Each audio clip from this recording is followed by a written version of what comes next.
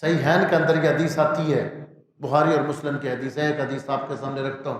آپ صلی اللہ علیہ وسلم نے فرمایا کہ آج رات مجھے مختلف انبیاء کی زیارت کرائی گئی کہ وہ میدان محشر کی طرف آ رہے ہیں۔ کوئی نبی آتے ہیں ان کے ساتھ تھوڑے سے لوگ ہیں، پھر کوئی نبی آئے ان کے ساتھ زیادہ لوگ ہیں۔ فرمایا پھر ایک اتنا بڑا لشکر آیا، مجھے خیال گزرا کہ یہ میری امت ہے، تو جواب آیا یہ آپ کی امت نہیں، یہ حضرت موسیٰ علیہ السلام کی امت ہے۔ فرمایا اس کے بعد پھر ایک بڑا لشکر آیا، فرمایا حبیب یہ آپ کی امت ہے۔ سب سے زیادہ قیامت کے دن بھی نبی پاک علیہ السلام کی امت ہوگی۔ آپ صلی اللہ علیہ وسلم نے فرمایا کہ میدان محشر کے اندر کل 120 صفیں بنے گی، 40 سارے نبیوں کی امتوں کی ہوں گی، 80 صفیں اکیلی میری امت کی ہوں گی۔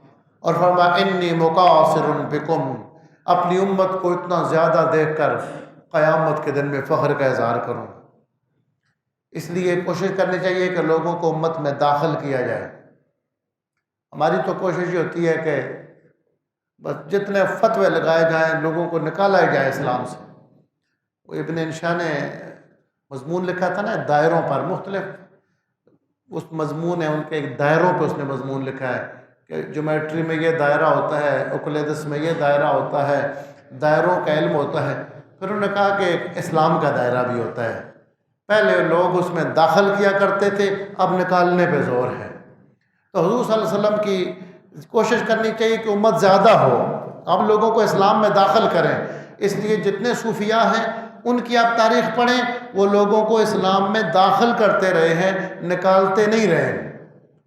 تو حضور صلی اللہ علیہ وسلم کی جو امت قیامت کے دن زیادہ ہوگی، فرمایا یہ پوری حدیث پیچھے ہے، تزوج الودود الولود، کہ ان عورتوں سے شادی کرو، عام طور پر خاندانوں میں جن خاندانوں کی عورتیں زیادہ بچے جنتی ہیں اور اپنے شوہروں سے محبت کرتی ہیں، فرمایا اس لیے کہ میں قیامت کے دن اپنی امت کے زیادہ ہونے پر میدان محشر میں فخر کا اظہار فرماؤں۔